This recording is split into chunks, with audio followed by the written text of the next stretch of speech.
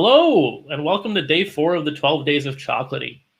Glad you could join us here. I'm Adil and Gary, your host, and at Chocolatey, we are the software automation experts for Windows.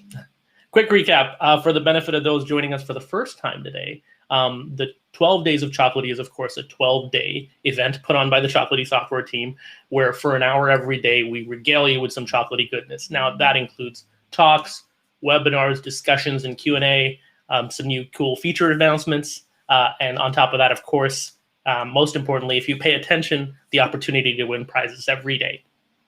So today, we are going to be talking about Chocolatey in the organization. And let's flip over to that. So I have the distinct pleasure and privilege of being joined by Gary Ewan Park. Slide you in here. Hi, Gary. Hello. Good to see you. Good to see you too. So Gary is a 4-time Microsoft MVP in developer technologies. He is a .NET developer and a big contributor to open source projects like Cake. He is also an avid archer. Is that correct, Gary? That's correct. In this time of global pandemic, I haven't been able to do any archery because it's all been closed down. But yes, I do do archery. Yes. I would still not want to be against you in a forest in some sort of game scenario. It would be very scary. All right. So yeah, exactly. Yikes.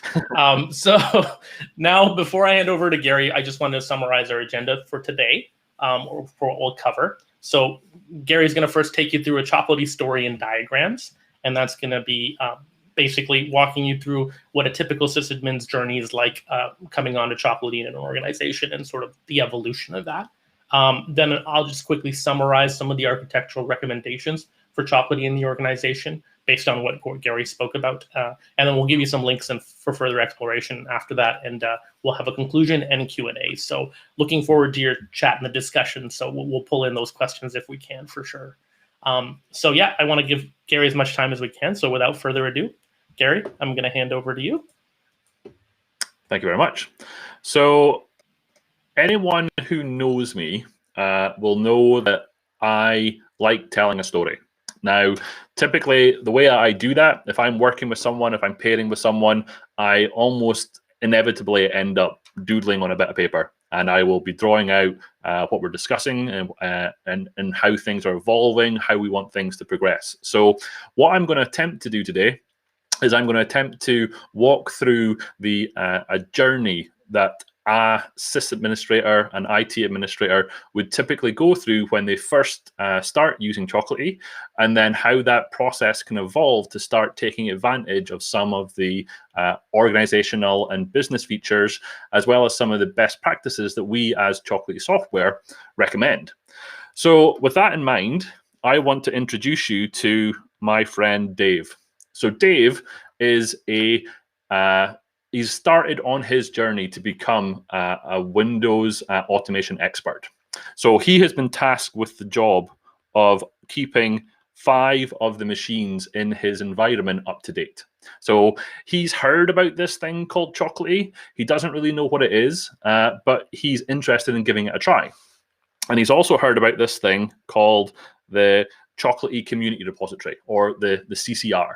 And from there, he can install all of the applications that he needs. So he's found that just by running some kind of standard Chocolatey commands, whether it's the Choco install command, whether it's the upgrade command, or whether it's the outdated command, then locally on his machine, he can get all of this information, and he can perform all of these updates. So all of these packages would come down from the community repository, and they would be installed on his machine. Now, what he's noticed as he's doing this, he's using the open source version of Chocolatey at the minute. What he's found, or what he's noticed, is that in addition to bringing those packages down from the Chocolatey community repository, it will also reach back out to the internet to pull down the actual application installers. Now, that's for a good reason, because from a purpose, from the side of things, licensing and redistribution, we as Chocolatey, the purveyors of the community repository, we can't allow the redistribution of certain installers because it's just not allowed by the licenses. So a Chocolatey package will typically consist of reaching out to the Chocolatey community repository, pulling down the package, the nutkeg, and then as part of the automation, it will reach out to the internet for that installer, and it'll pull it down and it'll install it onto that machine. So like I say, Dave is reasonably new to this. He's actually okay with that. He's okay with it doing that, reaching out to the internet. But he figures he might have to deal with this at some point in the future. So his journey continues at this point. So he then gets contacted by his boss. And his boss is called Susan. And Susan says to Dave, I'm looking at these computers that you've got running using Chocolatey, and I can see what you're doing, and it all really makes sense to me. How about you take another set of machines, and I want you to do the exact same thing on these machines. So Susan, because she's got more, she owns more of the organization, we're now talking about something like 500 plus machines. So Dave's jumped from those 5 machines that he was provisioning using Chocolatey up to 500 plus. So what Dave then finds is that some of the installations that he's doing stop working. Now, they stop working because as part of the maintenance and the running of the community repository, we being Chocolatey, we want everyone to always be able to use it. So we want it to be fair and open. So I don't have the details to hand, but I'm sure that someone in the chat will be able to provide them. But chocolatey.org gets hit by quite a lot of traffic. So there's lots of requests for packages, there's lots of usage of the documentation, there's lots of usage of all the different aspects of the community repository, and we want those packages to always be available to everyone. So if a few individuals are making lots and lots of requests, then that's not fair for everyone, right? So what we've got in place, we've got 2 things in play here. So the first is that there's a concept of rate limiting. So if you make too many requests per minute for individual packages or for the Chocolatey package itself, then you will start to get 429 responses back from the server. And you will at that point be blocked out for an hour.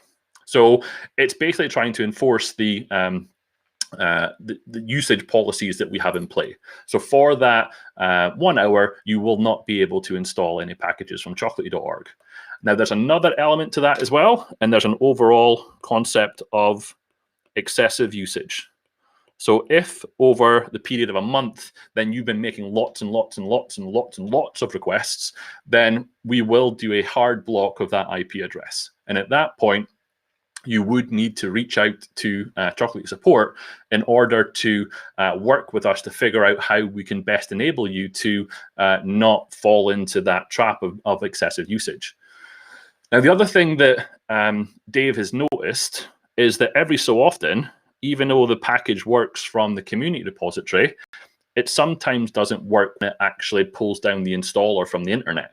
And the reason for this is that sometimes there's a checksum error, or sometimes the file on the internet no longer exists because the vendor has removed that file. So there's lots of reasons that this can happen. I actually wrote a blog post about this a while back, and I think Adil might have a link to that blog post that goes into more details about why that problem occurs. Now, but like I say, Dave's still new to this.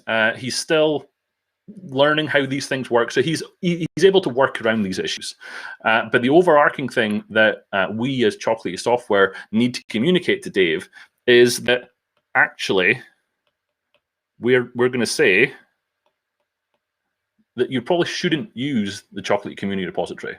The Chocolatey community repository is maintained by the Chocolatey community. It's maintained by folks who are trying to do their level best in terms of creating those packages and maintaining those packages. But Dave, as an organization, he can't actually trust the community repository. He should do his own due diligence to make sure that the community repository, the packages on the community repository, do exactly what they intend, or he intends them to do, so that when he brings them into his network, he knows that they're going to work. So directly making use of the Chocolatey community repository isn't recommended by us. And there's lots of documentation on the website that goes into more details about why Dave or you as an organization shouldn't do that. So with that, those things in mind, I'm going to reach out and I'm going to create another drawing here. Because where we're going to go now is we're going to continue this journey that Dave's on. So Dave's up and running with Chocolatey. He's happy with it. He knows how to work it. He's got, he's running those commands, that Choco upgrade, that Choco install, those Choco updates. So he knows the current state of play in his environment. But he's starting to feel those side effects of pulling multiple packages from the community repository, and he's starting to see those checksum errors. So he wants to start working on those and figuring out how we can work around those. Now, if you as an organization get to the point where you have an excessive usage block, I say you will have to reach out to the support team in order to get that unblocked. Now, the recommendation at that point is that you as an organization bring in something that we refer to as a repository. So what I'm referring to here is an in-house version.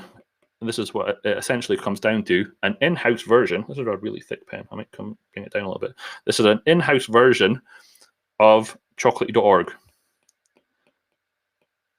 So rather than taking a direct dependency on the Chocolatey community repository, you would create your own internal repository. These are sometimes known as feeds. So you would create an internal feed that you can place your own packages onto. Now, there's a number of ways that you can do this. Some of the ones that we recommend are, there's a system called Nexus from a company called Sonatype. There's one called Artifactory from JFrog. And then there's another one called ProGet from a company called Inido. Now, there's multiple ways that you can set it up. There's some open source versions as well. Some of these ones, all of these ones are commercial offerings, but they do have some free versions. But essentially what these systems allow you to do is to create your own internal repository. And the way that you can set it up is in a mechanism that's known as a caching repository. So if we go back to Dave over here with his 5 PCs, let's just keep it easy for the sake of my drawing.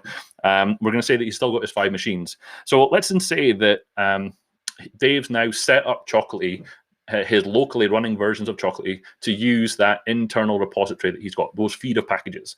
So let's imagine that he wants to install the package that is called Winderstat. So the first time that Dave attempts to install that Winderstat package from that repository, if it doesn't exist, what this repository will do is it will look at the upstream and it will say, do you have the nutkeg package or the package that is Winderstat? And what it will do is it will then pull it down into his internal repository. And at that point, it will then go down onto that machine and it will be installed. So then any subsequent attempts to get the Winderstat package will immediately come back from that internal repository. So all of these requests will go out and come back in, and it'll only hit the internal repository. It'll no longer go out to the internet to get that package once it's downloaded that first time. So what you're alleviating here is you're alleviating those 429 errors that you might get back because you've done too many package installations within a short time period. And you're also alleviating the excessive usage over an extended period that you might also run into. But bear in mind, though, that this process that I've discussed here is really still just the first step, because each of these package installations are still going to reach out to the internet unless they are what are referred to as embedded packages on the community repository. They're still going to reach out to the internet to go and get those application installers. So this process is still subject to those checksum errors that I mentioned before, and they're also they're also subject to 404 errors, where the actual application installer simply doesn't exist anymore. So it's helping with one side of the equation, if you like, but there's still the other side of the equation where there are still potential issues going forward.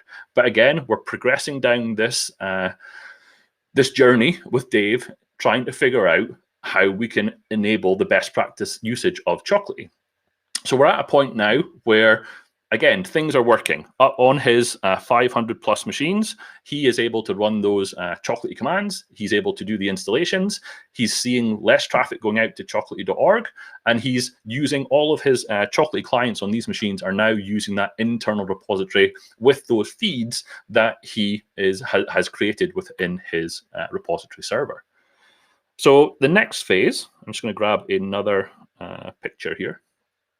So if we go to this one, what we're going to talk about next is, well, how can we start to replace those external requests that were going out to the internet?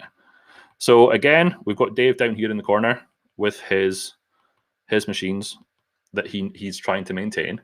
And we've still got the Chocolatey community repository up here. Because at the end of the day, the Chocolatey community repository is a wealth of information in terms of knowing what's going on in packages. So it's a really good place to start for bringing those packages completely internally into your organization. So let's imagine that we've got another machine on our network, and I'm just going to call this the workstation machine. So let's start to bring in some of the features of Chocolatey for Business. Now, the main one that I'm going to talk about here is the system called Package Internalizer. Now, what Package Internalizer does is, if I were to run Package Internalizer for a specific package against the community repository, is it will reach out to the community repository and it will bring down the nutkeg that is that package. Now, what Package Internalizer will then do is it will take that nutkeg and it will break it apart. It'll figure out all of the PS1 files that are contained within there, and it'll also figure out all of the URLs that are being used in order to download those package installers from the internet. So at this point on my workstation machine, it's going to go out to the internet and it's going to find all of those MSIs or those EXEs or those zip files that are really the contents of that application that's being installed. And what it's going to do is it's going to bring them down onto my workstation machine. And then what Package Internalizer is going to do is it's going to create a new nutkeg that's fully internalized. It's going to do everything it needs to do to take those, what were external application installers, and it's going to repackage them up into a new version that's completely self-contained. So that new package has everything that's needed to install that application onto a machine without the need to reach out to the internet. So obviously what's going to happen, this initial package that was downloaded would be anywhere between, where's my pencil gone? That package would be anywhere between 2 to maybe 6 kilobytes in size.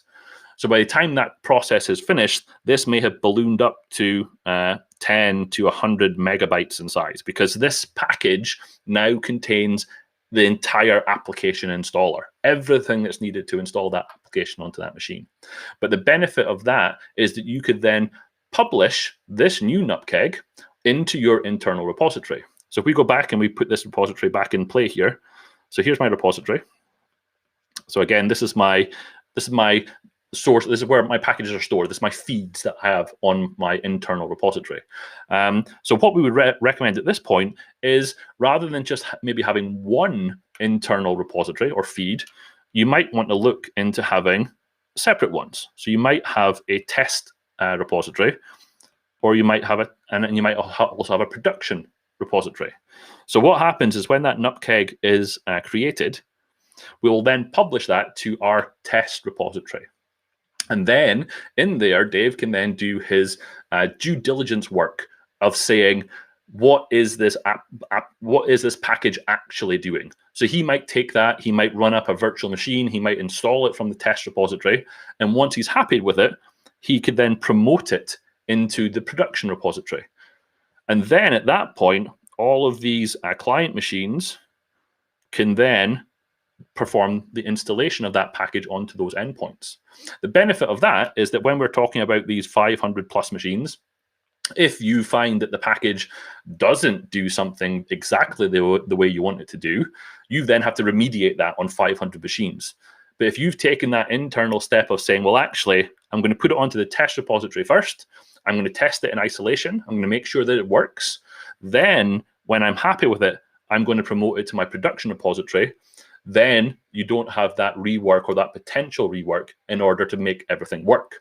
So we're starting to bring in these processes, and again, Dave is working his way along this process, and he's getting to the point now where he's really happy with this. However, Dave, like most of us who work in IT, is lazy, right? Let's be honest, right? Dave is lazy. So he's doing all this work. He's using Package Internalizer. He's running the Choco download command. He's testing these things out, and he's pushing it into the production repository. And it's great, but again, he's lazy. So he wants to figure out how he can begin to automate all of these things further so that he doesn't have to be the one that's responsible for all these things. So what he then reads about, again, this is on our website, what he reads about is a potential process for internalizing all of these packages automagically. So the way that we kind of recommend doing this is with something that will perform the automation tasks for you on a scheduled basis, or when something happens in your environment via a trigger.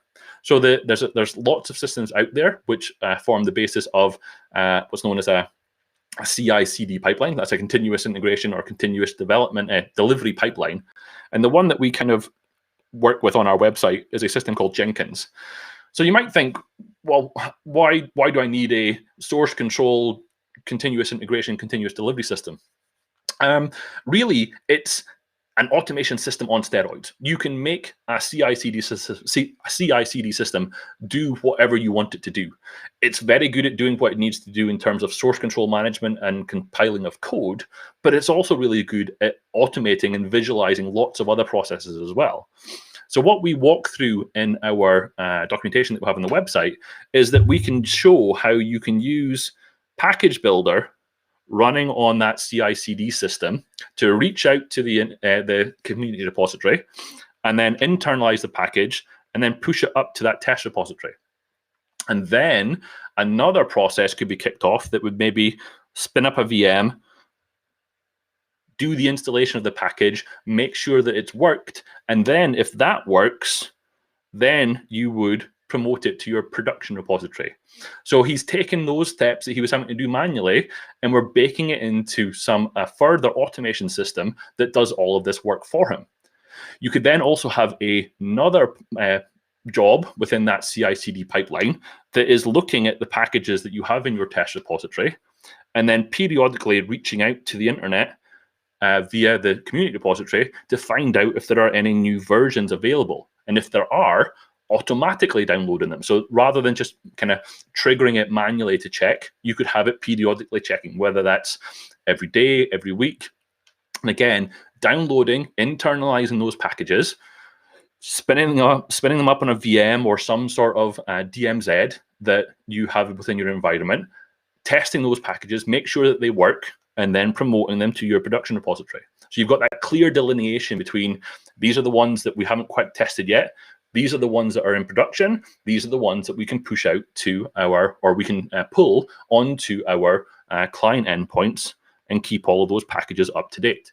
So this process that I'm describing here is really, really quick in terms of if there is a vulnerability found on one of the applications you've got installed, you could quite quickly trigger the test process or the internalization process to check to see if there's a new package available. If there is, download it, internalize it, and put it on your production repository. But there's also other tools in terms of the Chocolatey for Business ecosystem, in terms of things like, I've lost my pencil again, in terms of things like Package Builder. So if you have your own internal applications that don't exist in the Chocolatey community repository, then you can automate the other tools that we have within the Chocolatey for Business ecosystem to automatically create those packages for you based on having the installer somewhere. So there's lots of ways that you can do this.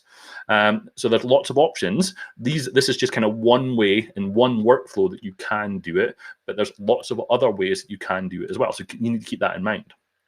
But having said all of this, the thing that we need to point out here is that all of those requests that were going out from those client machines We don't need them anymore.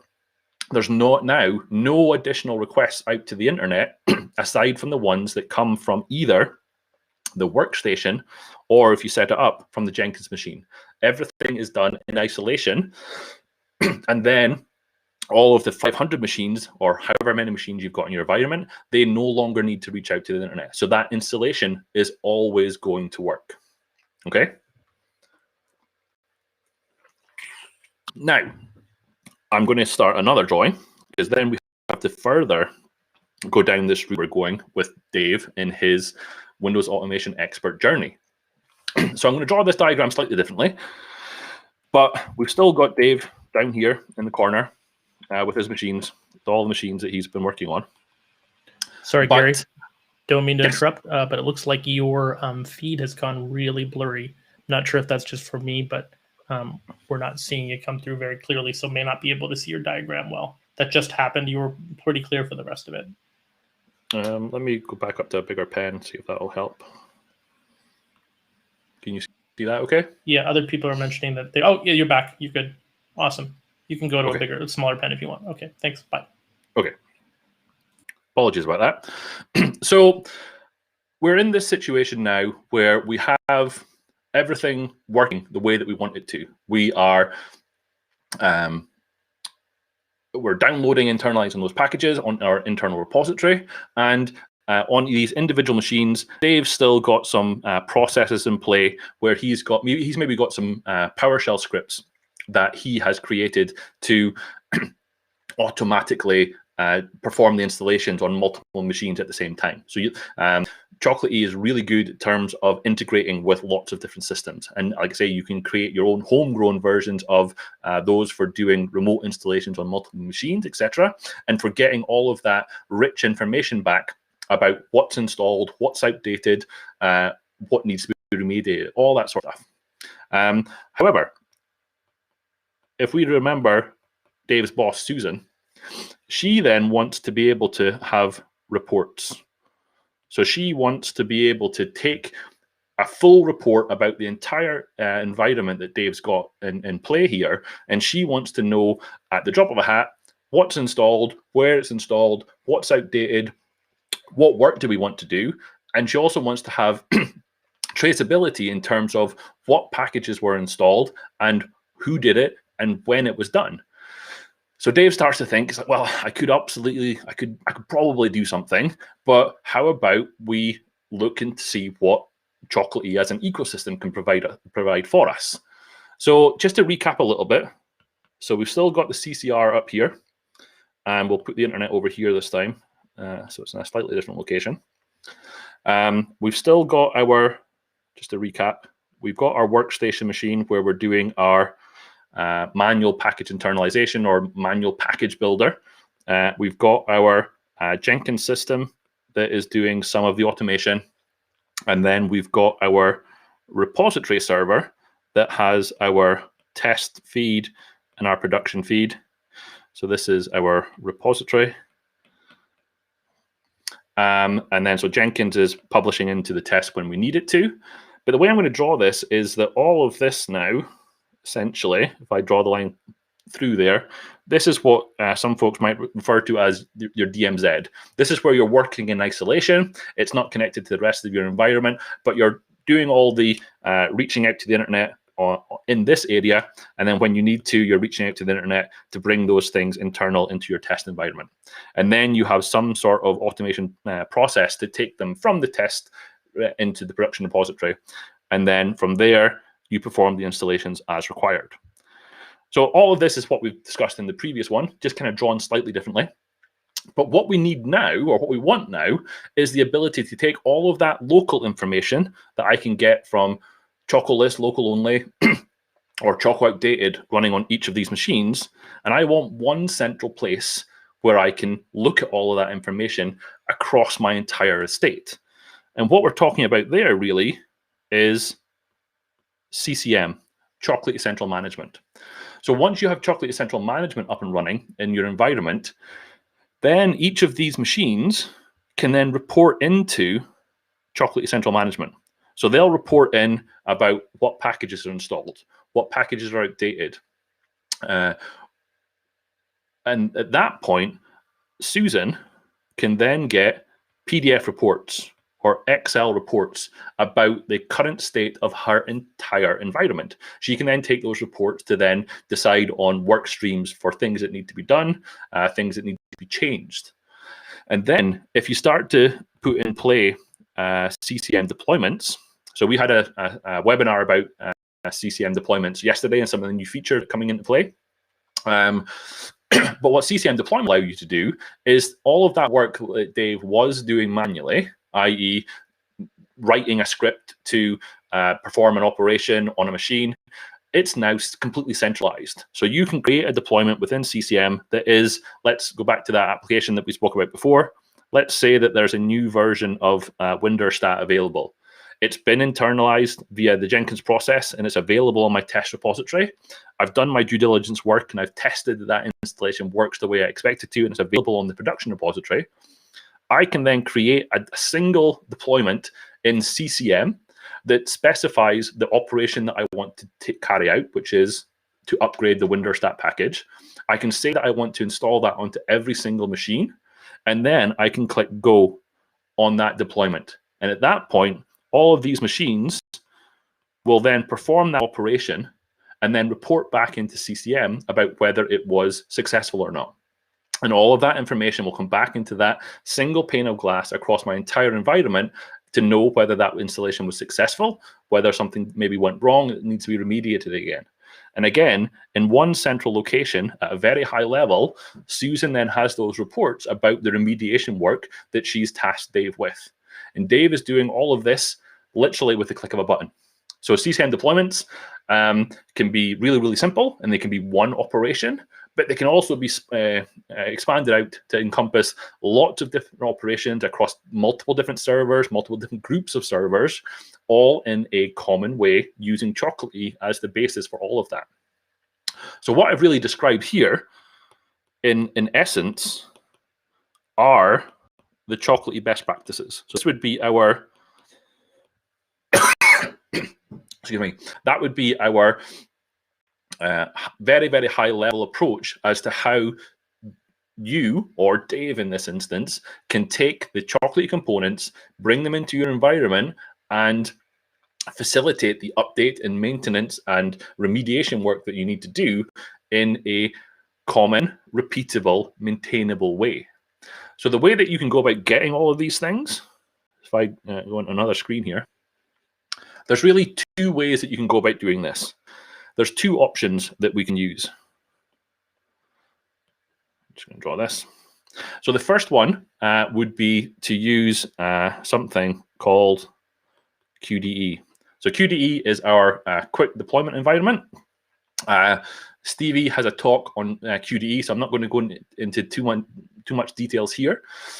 But QDE is our one-stop shop for setting all of this up within your own organization in a really, really quick way. So QDE is a single appliance that's available for VMware. It's available for Hyper-V. It's available as a VirtualBox appliance. And it's available as an Azure appliance as well. So on that single appliance, you've then got CCM installed. CCM is installed and configured at the latest version. It's then set up with Jenkins with all of those jobs, or some of those jobs that I spoke about before. It's set up with Nexus with multiple feeds so that you can have both a test feed and a production feed automatically ready to go. It comes with a SQL Server installation for the CCM, requires that. And it also has all of the Chocolatey for Business components already installed. Now, we recommend QDE for environments that are maybe less than 1,000 nodes. Once you start going over 1,000 nodes, then there's good reason you might want to split some of these services up into their own servers so that you can take advantage of additional processing, exactly, etc. But the benefit of QDE is that you can be up and running, and we've had customers tell us this, you can be up and running with all of this within 1 to 2 hours. So it's you literally download the QDE appliance, you put it into your environment, and at that point, you can, within 1 to 2 hours, you can have those client endpoints calling into CCM, being available for deployments, etc. So if you've got any questions about QDE, definitely hang around or come along rather for Stevie's talk later into next week, and he'll be able to tell you all about it. The other way that you can obviously set all of this up would be to set up your own servers for the necessary components. So you would need to set up a SQL Server machine. You would likely need an IIS server. You would need to have another machine that's running some of the services that CCM and Chocolatey needs. You may have another box that's running the Jenkins side of things, and you may have another machine for the Nexus server. So obviously we'd recommend this approach when the number of nodes is greater than 1,000, or if you need to have complete ownership of all of these services and machines across your environment. So there's documentation for setting all of this up on our website. I've also got a series of videos where I walk you through literally going from having nothing set up to having all of these components up and running across multiple machines, having them all communicate with each other, and the necessary setup. So there'll be a link in the slides at the end of this talk where I walk you through that process. So hopefully that will be of use to you. But I'm coming to the end of what I want to talk about now. But what I would like to say is that Dave has finished his journey as a Windows automation expert, and he's taking Chocolatey into his internal environment. He's up and running, and everything's running for him perfectly. And the good thing that happened after all of this is that Dave got a pay rise.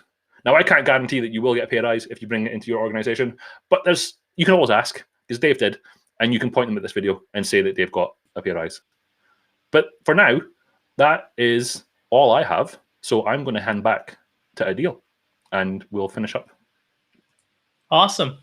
Thanks so much, Gary. So I'm going to throw us in the corner here if we can. So while we show the rest, is this showing up okay for you folks? Or are we seeing some issues here with the full screen? Wonder if that's better. Okay. Let's see if we can do this here. I'm going to bring the note slide back up. Okay, cool. So thanks so much, Gary, for all that information. So sliding over here, if we can, let me just make sure that our other slides come up. Is that going to change the format again? It sure will. Okay, let me just see if I can push that here. Okay, so thanks for all those details, Gary. So that was a really great way to describe sort of the Chocolatey journey. I feel like now might be a good time to call out some of the questions that we had in the chat, and maybe we can discuss them together. And then I'll talk through the organizational diagram a little bit too. So one of the questions that I did see up here, if I can scroll back up, because I'm going to try and bring it into the actual screen so we have it. Let me just see. It was from Bad Morale. So it was specifically talking about ways to secure the community repository here. So, sorry, the internal repo. So what are the options for protecting an internal repository, i.e. only making certain repos available to certain users or machines? So, yep, go ahead. So Chocolatey as a product, it can talk to one or multiple sources or feeds. You can absolutely secure those with username and passwords. So if you need to secure access to a particular source to a group of individuals, then absolutely you can do that. We actually kind of recommend that. So if you've got a group of packages that you only want to make available to your finance team, and another group of packages that you only want to make available to your human resources team, then I kind of spoke around how you might have one test repository or feed in one production repository, but you can actually break that up into here's the HR feed, here's the finance feed, and you can secure those with standard username and passwords. And then as part of your provisioning of the client machines for HR or for finance, then you would add the source with the necessary credentials to provide access to those feeds. So no, you absolutely can do that, yeah. Yeah, so I do want to mention on that same note that, depending on the repository manager you're choosing, whether it's some type Nexus or JFrog Artifactory or you need a ProGet, it's really going to depend on some of those RBAC settings at that level or LDAP settings if you'd like to credential it further. We do have additional security features that we enable with stuff like QDE for having secure SSL certificates. for that piece of it as well. It imports into, depending on the repository manager, I can speak to Sonatype Nexus, for example. It will import an SSL certificate into your Java key store specifically for Nexus. You can also utilize your own paid for purchase certificate if you'd like, or generate one from Let's Encrypt. So there's plenty of ways to secure that communication, and as well additionally have a role that you have credentialed for with that as well, to make that secure. So hope that's a good enough job of answering that question. I did see some other stuff over here regarding different future features for Chocolatey. One of them is sort of like a P2P model, kind of like distribution points for caching information between repositories. That is something that we've considered before. Users who use distribution points on the SCCM end with Chocolatey are utilizing some of that stuff already. So definitely something we've considered. I know the Intune model has a similar thing. We do stay tuned for some of that stuff. Some of this stuff is features that we look at. So thanks for mentioning things, because we do sort of prioritize our features based on community and our Chocolatey for Business customer feedback. So that's a big part of it. So that's one of the things where, like, we definitely try and cater our roadmap to try and help people. So the louder the voices we have there, the more that we'll try and prioritize it if it makes sense, for sure. A bunch of other little questions, folks. Generally, we'll try and see if we can get folks in the chat to answer them right there. I'll try and call them out at some point. I'm going to walk you through a little bit of this diagram. This is the architectural diagram up at the screen. This was actually, I believe, created by Paul Broadwith, our senior operations engineer, and he is actually probably around in the chat somewhere too. Thanks, Paul, for all your hard work. And it's sort of just trying to describe, or like in a summary manner, a lot of what Gary was going through in the drawings. So this is sort of a best practice of what we see an implementation to be with Chocolatey in an organization. So you can correct me if I'm wrong with any of this, Gary, or hop in if you have any other feedback. But on the right-hand side of this diagram, the red box you see there, that's your package internalization process. So when we talk about that specifically, what we mean is we mean whatever task you're using to internalize those packages.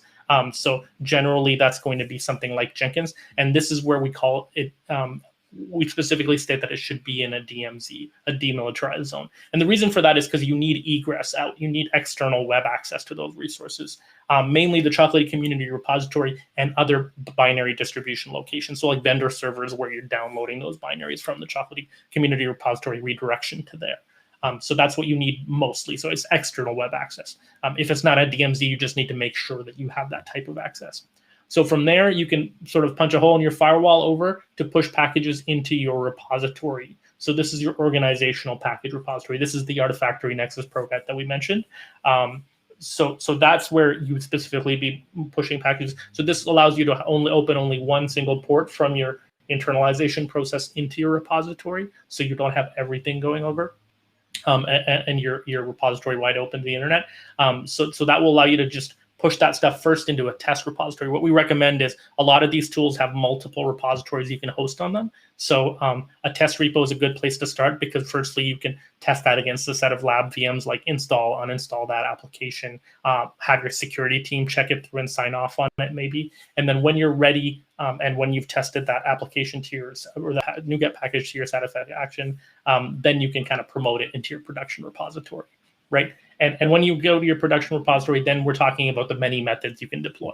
And I think it was Daniel or somebody who in the chat who specifically had questions about how to deploy, because he was talking about DSC and a couple of other options. So specifically, we are agnostic with that. So we try and support all the different ways to deploy. So Chef Puppet and Sybil SaltStack, we actually have a provider built in, so you can go ahead and push based on that provider. So you can declaratively state your configuration in those tools, including DSC. You don't need additional stuff for that. You can also just remotely invoke command and PowerShell remoting style run the Chocolatey commands, because the thin client on the endpoint, there's not a lot of bloat there. So you can always run it whatever way you like. And the third option here, of course, is Chocolatey for Business self-service. So that's that self-service background mode that you were allowed to use Chocolatey GUI for, which Gary has done a lot of hard work on. Thank you for Chocolatey GUI. And that's sort of your front end for users to be able to self-serve. So be able to install and update packages themselves without even requiring any admin rights or elevated permissions. So So that's a huge one. And there's some reference here down to source control. It's going to be a part of that pipeline process if you'd like to use that to sort of check in your code as a form of building your packages or internalizing them, depending on what you use. But I'm going to hide us for a second because I believe that at the bottom, if I do this here, yep, there's the URL. So Chocolatey for Business can be checked out and gotten a free trial of by going to chocolatey.org/business. So feel free to check that out if you have time. And that will sort of that will help in getting us showing us a little bit more about Chocolatey. So and getting it in your hands and getting your feet wet or your hands dirty, whatever you prefer. So hopping over here, just a couple of links that we'd like to reference. So I'll sort of talk through this a little bit so that you guys have time to copy this down. I'll make sure that we can also put this in the description for the YouTube video afterwards, so it's available for you. And if we can, some of us might throw it in the chat as well for some of these. And so all of these URLs are short URLs. They're the ch0.co. That's our Chocolatey short URL. So the first video series is a video series that we produced called Chocolatey for Business, and it's a feature video series. So essentially a playlist full of all the different features for Chocolatey for Business. So if you want to check out Package Builder, Package Internalizer, Package Sync, all of these features, even CCM and deployments, you're going to get one video per feature sort of thing, or one or two videos per feature. So it's bite-sized chunks. We produced it in a way so that you can consume it easily. And the first couple of videos are good for C-level staff to kind of understand the big picture of why Chocolatey and what Chocolatey is. The second series is one that Gary created, and it's awesome. It's going to be highlighted a little bit more on day 6, and that's on December 8th. That's the QDE v2 setup videos. So Gary actually does a deep dive onto each different component of QDE, which is great. And that's available at ch0.co/QDE videos, QDE-videos. The third link here is Chocolatey in the organization. So the wonderful talk you heard today, one of my favorites, actually, honestly, Gary, I love it because you're sort of drawing it out and you're showing people sort of in a tangible way how different things work and how that journey evolves. So a deeper dive into that in individual videos and a lower sort of a more exhaustive sort of detailed description in all the different pieces of it, of setting it up in an organization, is in the Chocolatey in the organization video series, and that's at ch0.co/org. Is that correct, Gary? That's what you're discussing in that one, right? It is. So I mean, it's literally me sitting down at a computer, nothing there, and then walking through the documentation. So I say at the start of the videos is that I'm not doing anything that you can't do yourselves, but I also make mistakes. I'm literally trying to follow the documentation, and if I do something wrong, I haven't taken it out of the videos. It's me literally sitting, trying to figure out, scratching my head, what's going on. So what I'm hoping to show is that there is a little bit of work to get it set up, but it's not impossible. Anyone can do it, and it literally goes from nothing up to having, I think in the end there was like 5 or 6 servers all up and running. So all the different components of CCM broken into different servers, standalone Nexus repository, standalone Jenkins instance, all communicating with each other. The one thing that's kind of missing from the series, and I have yet to do, would be the final step, which is the securing of it. Okay, we kind of spoke on it before. So taking an SSL certificate, putting it into Nexus, putting it into CCM to make it secure by default. At the minute, the organizational videos kind of stops at it's all running internally, but there's some hardening that needs to be done. But that's an upcoming video at some point once I get an opportunity to do that. Sure. Thank you, Gary. So that's a good description of that. So again, referencing 2 different approaches, Chocolatey in the organization is sort of breaking it down and giving you all the different pieces, distributed environment style, especially if you want something that scales largely. QDE v2 is going to be more about specifically the QDE solution, the quick deployment environment. So stay tuned on day 6 for sure, because Stephen Waldinger, my colleague, will be joining me, and he's it was his brainchild back in the day. So he's definitely put a lot of time into it. So December 8th is that one. So we'll talk a little bit about securing it too on that talk. I believe Paul Broadwith will address that as well in his self-service anywhere talk as well. So we'll dig into that a bit more. The Chocolatey checksum error that Gary was mentioning on his stream, like when he was showing the diagram, that was specifically something on Gary's blog, an article that he wrote. So feel free to go check out ch0.co/checksum. That's also Gary's blog. So go check out Gary's blog anyway, because he's got a lot of good content on there. So those were the links that we wanted to call out if we could. And with that said, we'll hop in, and I just want to say, here's our schedule for what's been done so far and what's coming soon to the future 12 days of Chocolatey sessions. Before I hop in any more of this, I did recall one thing that's getting called out in chat a bit, and we did ask about. So QDE gets talked about a lot. Folks will definitely address it more on day 6. And one of the big questions that keeps getting asked is more versions. Can we have versions for Nutanix and other ones? We have a VMDK and OVF. Those are the most popular ones to convert into different versions. We have a VHD as well. We are looking to address more of that stuff with AWS EC2 and Nutanix and all the other platforms and KVM. But we have had a lot of success with folks on KVM and other platforms converting those images themselves. So as long as you can do that, you definitely have options there, and we'll try and help if we can. But we're just telling you what the supported versions are so far. But let's save some of that for day 6 anyway for QDE. It's awesome. And somebody just put in the chat, SaaS, please. Software as a service. It's definitely something that's that we've talked about. There is some cool things coming in the future. So stay tuned for sure. I can't speak to anything for it because I know I'll get in trouble with a lot of folks on the set. So let's leave it at that. Talking about this here, the schedule. So we did say 12 days of Chocolatey, and it's important to note that those are business days. So we'll be back with day 5 on Monday to show you how to build Chocolatey packages. And that would be myself and my colleague, Stephen Faldinger. So please do join us then, and for the remainder of the series if you can. So I'm going to go ahead now and drop that survey link into the chat, and then y'all can start logging in and start possibly winning that prize for today. So let me throw that in here. I think I've got the right link. If I don't have the right link, feel free to scream at me in the chat, and I'll try and go and fix it, but I'm pretty sure it's right. So while y'all are filling out the form anyway, is there anything else you wanted to add in terms of the questions that were asked, or anything else you wanted to refer to? I did see a couple of questions flow past I wanted to pick up on. So one was around deploying new licenses, like an updated license onto client machines. So Chocolatey is licensed on an annual basis. So every year you will need to update the licenses on each of those machines. So Stevie in chat mentioned that there is some code within QDE for making that much easier, and it's also documented on the website if you've set it up kind of manually through the organizational setup. But yes, you would need to create a new. You need to get the new license from the sales team. You would bring it onto your one of your machines, create that license package, push it up into your internal repository, and then from there you can deploy it onto whichever machines you need it to be put onto. And I recently created a video on the QDE series that walks through that process to show you how to do that. And I believe Stevie is going to show that off in the QDE day. So let's keep it on that. Perfect. Yeah. Let's leave it to that, because I know it's all going to be QDE stuff. Go ahead, Gary. The other one I saw flow past was regarding are there any Terraform scripts or Ansible playbooks for setting up QDE? That's not something we have to date. We did have a community contribution for doing Chocolatey for Business setup with a chef recipe. So if anybody in the community wants to help us out with regard to setting up a full provisioning script with Terraform, or setting it up with Ansible to have a full Chocolatey for Business setup using those, we can definitely help out with those.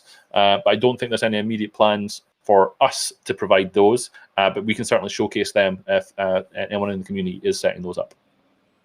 Awesome, great. And then one really important question that I wanted to call in the chat, because this comes up every time, and we do need to settle this at some point. This whole new package nupkeg argument.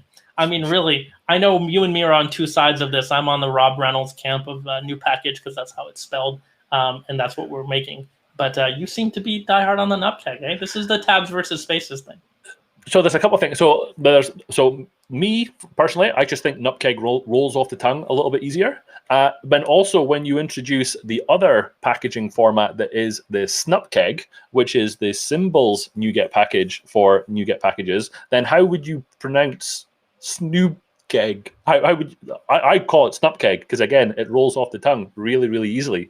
But are you going to call it a snoo package? That just doesn't sound right. So for that reason, I'm a nupkeg. I'm a nupkeg person.